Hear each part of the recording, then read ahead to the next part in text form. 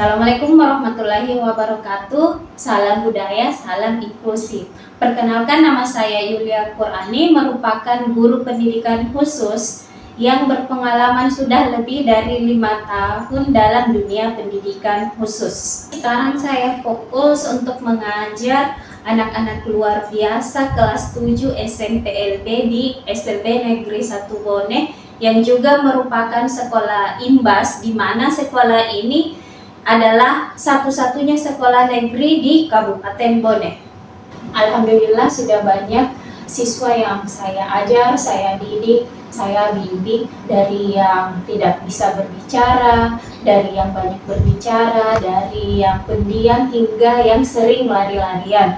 Karena di sekolah kami itu menerima semua jenis ketunaan atau semua jenis hambatan, dari tunarungu, tunagrahita, tunanetra, autis, hingga tunaganda.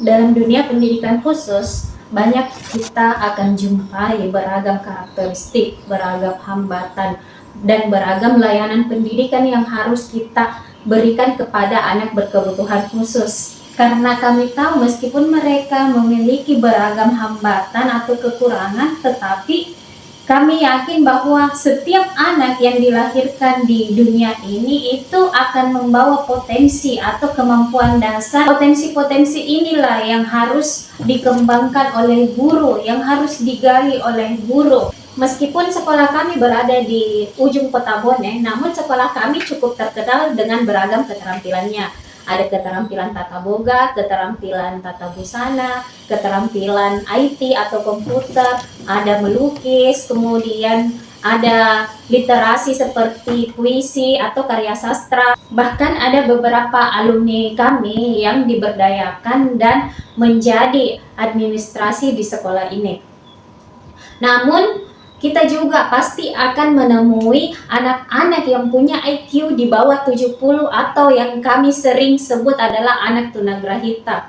Anak tunagrahita ini kami didik untuk mereka bisa mandiri. Hal ini dikarenakan mereka cenderung cepat lupa apa yang telah diajarkan. Berdasarkan pengalaman saya selama mengajar di SLB Negeri 1 Bone, saya belum pernah melihat ada program pendidikan seks baik dalam proses pembelajaran maupun dalam program pendidikan atau latihan guru yang ada di sekolah. Hal ini juga didukung dari hasil wawancara saya bersama dengan kepala sekolah, guru senior, rekan sejawat, dan juga orang tua murid. Padahal sekolah kami memiliki puluhan peserta didik yang memasuki usia-usia remaja, khususnya yang masuk di SMP-LB dan SMA-LB.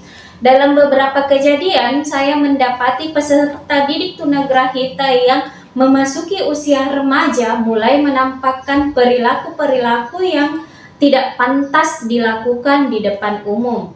Ada siswa perempuan A, di mana dia itu sering menonton TikTok dari guru laki-laki. Dia sering membagikan video-video di TikTok dengan memakai pakaian minim. Ketika ada ruang baginya, dia akan tiba-tiba memeluk guru tersebut. Kemudian siswa perempuan B, dia itu suka dekat-dekat dengan lawan bicara. Kemudian setiap ia berjalan suka menabrakkan badannya ke orang dan suka sentuh pantat sambil tersenyum.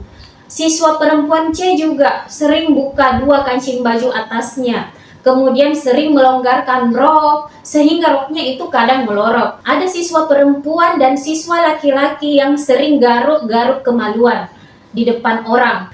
Perilaku-perilaku yang mereka lakukan adalah gambaran umum yang sering terjadi di SLB yang harusnya tidak dilakukan oleh peserta didik pada umumnya. Di sisi lain, banyak fenomena pelecehan seksual terhadap anak dan remaja disabilitas. Hal ini dikarenakan mereka lebih rentan dan memiliki peluang 2 kali lipat lebih banyak dibandingkan dengan anak non-disabilitas.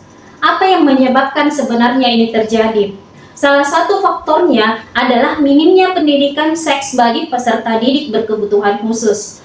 Pendidikan seks menjadi sangat penting sebagai upaya preventif agar anak tidak mudah dimanipulasi dan dijadikan sebagai objek pelecehan.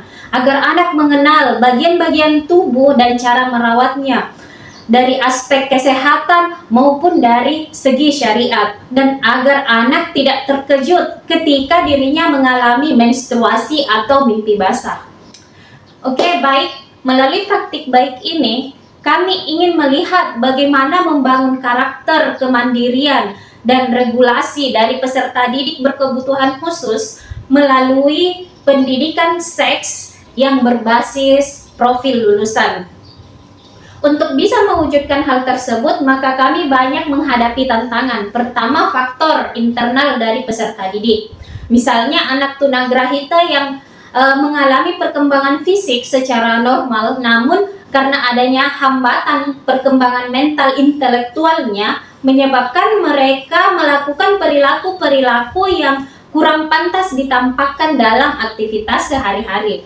Apalagi ditambah dengan adanya periode pubertas atau memasuki usia remaja, anak berkebutuhan khusus sering menimbulkan permasalahan, misalnya masalah sosial seperti public-private errors, di mana anak akan menyentuh organ-organ vital dan alat kelaminnya, mengangkat rok, membuka baju atau celana di tempat umum. Kemudian ada namanya stranger friend errors, yaitu perilaku-perilaku yang mendadak mencium, mendadak memeluk orang lain. Oke, yang kedua itu adanya stigma masyarakat dan orang tua. Sebagian masyarakat termasuk orang tua menganggap pembicaraan seksualitas sebagai hal yang tabu, sebagai hal yang porno dan sangat pribadi. Akhirnya orang tua menjadi khawatir, takut, malu untuk memberikan informasi yang tepat kepada anak. Yang ketiga adalah anak berkebutuhan khusus membutuhkan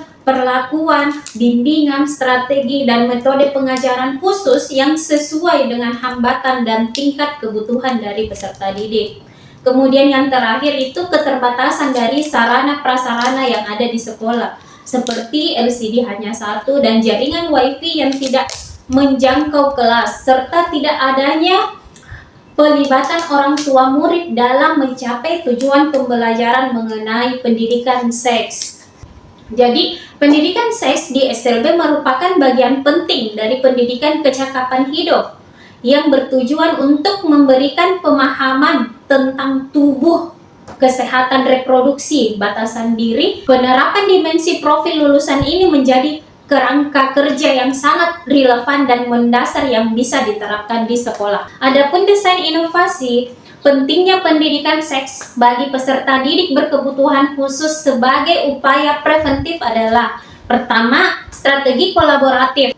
Kemudian yang terakhir adalah sebagai aksi preventif spesifik, di mana kita mengajarkan anak untuk menolak orang lain menyentuh organ-organ vital. Baik, strategi pengimplementasian dari program ini dapat dilakukan dengan 3 jalur, yaitu melalui kegiatan rutin, kegiatan yang terintegrasi dengan mata pelajaran, dan melalui budaya sekolah, dan merupakan strategi yang efektif untuk peserta didik berkebutuhan khusus. Karena kami memastikan materi itu disampaikan secara konsisten, secara berulang, dan menjadi bagian dari norma sehari-hari di sekolah. Namun, penting untuk mencatat bahwa pembelajaran seksual bagi peserta didik berkebutuhan khusus harus dilakukan dengan hati-hati dan sensitivitas yang tinggi. Guru harus bertindak sebagai fasilitator yang menuntun dan membimbing peserta didik dengan membuat program pembelajaran yang inovatif dan kreatif, yang tidak hanya menyentuh peningkatan potensi, tetapi juga kesehatan mental dan fisik dari peserta didik. Pendidikan ini dilakukan dengan senang dan penuh rasa bahagia bagi peserta didik. Adapun dampak positif dengan adanya desain inovasi ini adalah: pertama, untuk peserta didik berkebutuhan khusus ialah adanya penguatan karakter dengan meningkatkan kemampuan mengenali dan melindungi diri. Kemudian yang kedua, untuk lingkungan sekolah dan orang tua adalah adanya penguatan profesionalisme guru dan peningkatan keterlibatan orang tua dalam mencapai tujuan pembelajaran.